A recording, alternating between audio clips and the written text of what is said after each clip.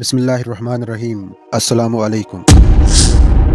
एक हैरत अंगेज़ वाक़या, एक पुरअसरार जज़ीरा और एक खौफनाक मुलाकात। क्या आप जानते हैं कि हज़रत तमीम दारी रज़ियल्लाहु अन्हु ने नबी करीम सल्लल्लाहु अलैहि वसल्लम को एक ऐसा वाक़ा सुनाया जो दज्जाल के फितने से जुड़ा हुआ था। ये एक ऐसा वाक़ा है जो ईमान को झंझोड़ कर रख देता है और क़यामत की निशानियों से पर्दा उठाता है। हज़रत तमीम दारी रज़ियल्लाहु अन्हु और उनके साथी समुंदर में एक तूफ़ान की लपेट में आकर एक अनजान जजीरे पर पहुँचे, जहाँ उनका सामना एक अजीबुल खलकत मखलूक जस्सासा से हुआ, जो उन्हें एक जंजीरों में जकड़े कैदी के पास ले गई। और वो कैदी कोई और नहीं बल्कि दज्जाल था।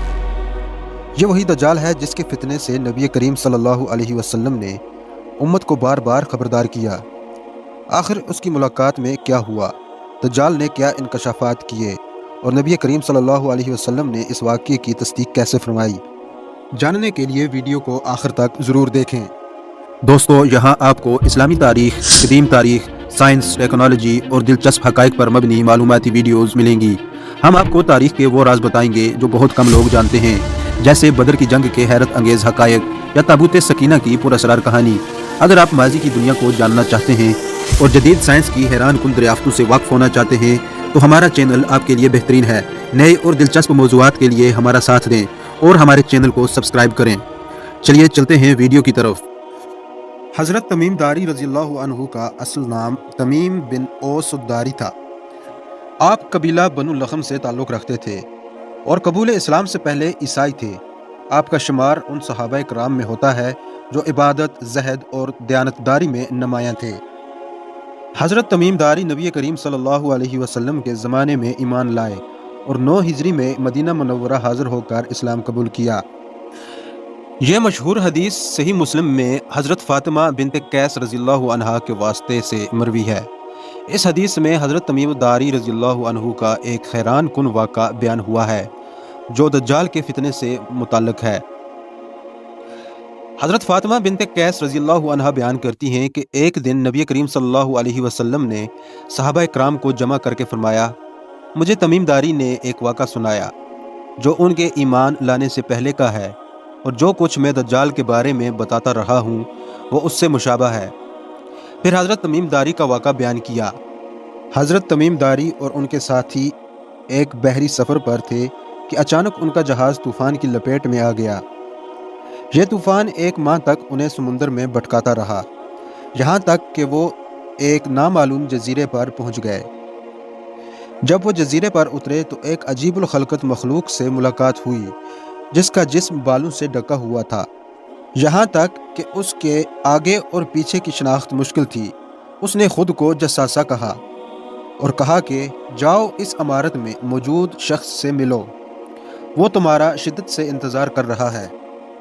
जब वो वहाँ पहुँचे तो एक ताकतवर और अजीबुल खलकत शख्स को जंजीरों में जकड़ा हुआ पाया। उसके हाथ गर्दन से बंधे हुए थे और उसके घुटनों और टखनों में लोहे की बेड़ियाँ थीं। उसने कैदी की हालत में उनसे चंद सवालात किए। बेहसान के खजूरों के बारे में पूछा। यह फ़लस्तीन का एक मशहूर मकाम है। तिबरिया झील के पानी के बारे में दरियाफ्त किया।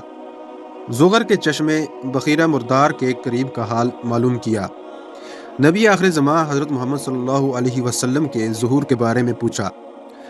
जब हज़रत तमीम दारी ने बताया कि नबी करीम सल्लल्लाहु अलैहि वसल्लम अरब में ज़ाहिर हो चुके हैं और लोग उन पर ईमान ला रहे हैं, तो कैदी दज्जाल कहने लगा, अगर यह बात सच है तो मेरा निकलने का वक़्त करीब आ गया है, और जब मुझे आज़ादी मिलेगी तो मैं दुनिया में घूमूंगा और 40 दिन में हर बस्ती में जाऊंगा सवाए मक्का और मदीना के, क्योंकि वहां जाने से मुझे फरिश्ते रोक देंगे।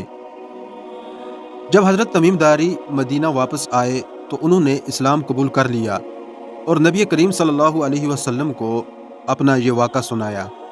आप सल्लल्लाहु अलैहि वसल्लम ने सहाबा कराम के सामने उसकी तस्दीक फरमाई और फरमाया कि यह वाक़ा दज्जाल के फितने की हकीकत पर मज़ीद रोशनी डालता है। यह हदीस दज्जाल के वजूद, उसके ज़ाहिर होने की मकामात और उसके फितने के बारे में अहम मालूमात फ़राहम करती है। नबी करीम सल्लल्लाहु अलैहि वसल्लम की दीगर अहादीस के मुताबिक दज्जाल क़यामत से पहले ज़ाहिर होगा اور دنیا میں فتنہ و فساد پھیلائے گا۔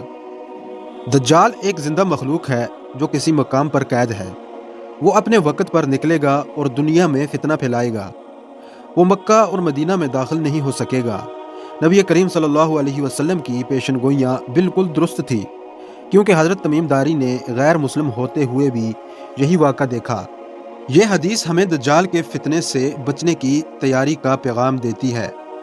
نبی کریم صلی اللہ علیہ وسلم نے سورہ کہف کی ابتدائی اور آخری 10 آیات کی تلاوت کو دجال کے فتنہ سے حفاظت کا ذریعہ قرار دیا ہے۔